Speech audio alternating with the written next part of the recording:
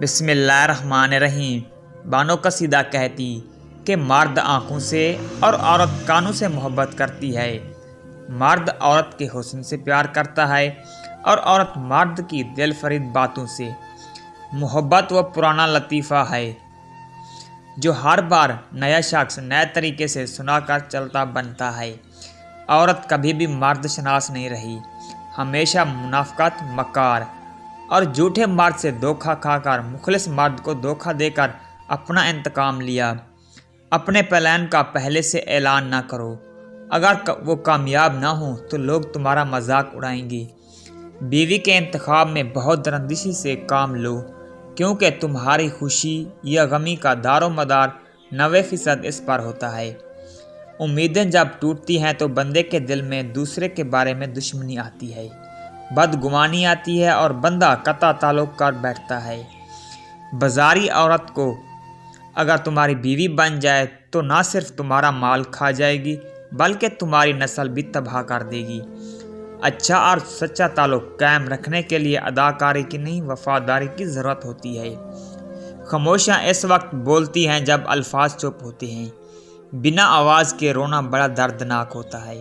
لوگ کہتے ہیں لفظوں سے کیا ہوتا ہے، حالانکہ لفظ ہی قائل کرتے ہیں، لفظ ہی میل کرتے ہیں اور لفظ ہی غائل کرتے ہیں۔ جہاں محبت موٹی ہوتی ہے وہاں عیب پتلے ہوتے ہیں، اور جہاں محبت پتلی ہوتی ہے وہاں عیب موٹے ہوتے ہیں۔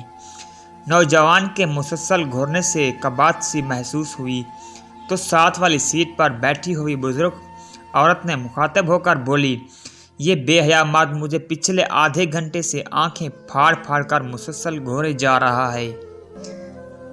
بوڑھی اماں نے ایک لمبی سانس لی اور بڑے امتحان سے بولی، بیٹا یہ وہی دیکھ رہا ہے جو دکھانے کے لیے تم نے اتنا چست لباس پہن رکھا ہے۔ مصیفہ ایک بار پھر تاملا اٹھی اور گرجدار آواز میں کہنے لگی، میرا جسم میری مرضی۔ عورت حکمت پر مبنی اس جملے کو سن کر اپنے جذبات پر قابو نہ رہ سکی اور کہنے لگی، اگر تمہارا جسم تمہاری مرضی ہے تو اس نے کون سا آنکھیں بینک سے قرضے میں لے رکھی ہیں؟ اس کی آنکھیں، اس کی مرضی۔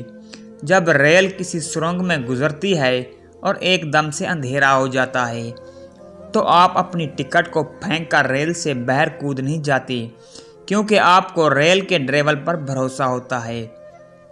اسی طرح جب زندگی کی ریل دکھوں، مصیبتوں اور پریشانیوں کے اندھیرے سے گزر رہی ہو تو زندگی کی ٹرین کو چلانے والے پر بھروسہ رکھو اور وہ ان اندھیروں سے ضرور نکال لے جائے گا۔ بس کبھی کبھی یہ سرنگ چھوٹی ہوتی ہیں اور کبھی کبھی بہت بڑی، مگر یقین رکھو ہوتی یہ سرنگ ہی ہے جس کے دوسرے سرے پر روشنی اور اجالا ہی اجالا ہوتا ہے۔ بس ہمیں صرف اس سفر کے ختم ہونے کا انتظار کرنا ہے۔